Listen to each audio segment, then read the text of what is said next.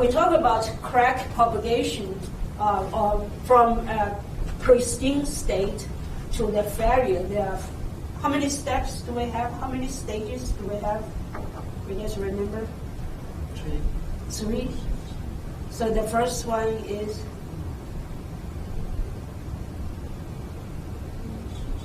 crack initiation, right? So we have crack initiation, we have small crack propagation, and then we have regular crack or macro crack propagation, and then final fracture. So whether the fracture comes into the fatigue or not. So sometimes we say there are 4 stages, sometimes we say 3 stages. So the crack initiation side, that actually could last very long time. So there are papers or studies give number anywhere between 70% or 90% of the time the overall fatigue life is spent on crack initiation. So what that means is if you have a part that when you see the crack showed up, it's going to, the rest of the life is probably only 20% left. Okay, and I don't know if you guys noticed that. I noticed that when I was very young, we had these plastic sandals. And you will wear the plastic sandals. Usually they made very poor quality, or maybe the kids just abusing them. At least I remember is those plastic sandals only last through the summer, if you are lucky, right? But my mom was so poor that she will not buy me another pair of sandals if it breaks during summer, so I have to go barefooted. So I pay attention to my sandals a lot. And a lot of times you will notice, the sandal was very nice and it lasts for 2 months. And then I noticed there's a crack shows up at the edge. And then maybe in 2 days, the band is broken, right? And so that's why. And of course, at that time, I didn't notice that. So, but I was smart in one way. So the second year, I noticed that again. I was like, this happened last year. And then before you didn't, before you have the crack, it can last for a long time. Once you have a crack, it breaks very easily. So I took an iron, we used like wood burning at that time. So I took a nail and hit the nail up and melted the plastic to close the crack. And the crack, the sandal actually lasted for the whole year. So I was very happy. And that's why. So maybe I was destined to study fracture mechanics. So if you see a crack show up, most of the life of your part is done, right? It's pretty much over. But if you can fix it, then that will essentially you do a retardation of the crack and reduce the crack so that the crack doesn't grow as fast as it can. So in this case, we'll deal with the initiation stage. If you have, in this case, we have 3 types. The first type is what we call the pre-cracked sample. So that's basically you end up with a sample that already have a small crack, right? Or if you buy a cheap sandal, that it may come up with a crack. And that's why sometimes some of my sandals will last for a week. And as my mom was like, what did you do? I have no idea. Probably she bought the cheap one that have a pre-crack sandal. Okay, and then if it's machined reasonably well, so that means it will remove all the initial damage.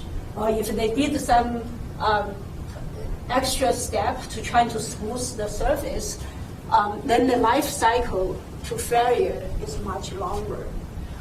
If you do a little bit more diligently, if you polish the sample, your life cycle is much longer. The reason is because for the crack to show up, you need certain cycles, right? So for polish the sample, it take much longer time to get the same size crack than a sample that was not controlled at all.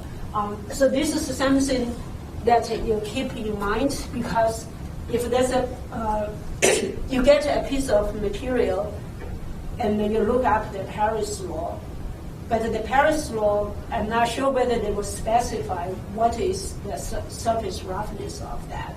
And if you polish the sample because of other reasons, the life cycle of that sample could be much longer than Paris law predict. So you need to be aware of that. Another thing is that once in a while, say if you use a part, say an axle, it starts to get dings, it does start to showing some micro cracks and all that. How do you try to elongate or enhance the life cycle? If you don't do anything, you keep running until it breaks, right? And if you do something, you might be able to actually make that longer. So one technique you do actually is instead of do other things, you just machine a piece of, a thin layer off. What that does is, even though it reduces the cross section, from your static point of view, you say, oh, now the cross section is smaller, it makes it less safe. But keep in mind that we usually have a safety factor of 3, right? So if you take a thin layer off of that axle, probably it does not change the safety factor much. But what it does is change the life, the fatigue life of that sample very drastically, because you are essentially removed the initial cracks, right? And now the sample, it has a nice clean machined surface, or if you even polish it, now it has to go through that crack initiation again. So that is kind of counterintuitive, but from fracture mechanics point of view, make perfect sense. So that's rework on the part by removing some of the surface layer, you actually increase the life cycle.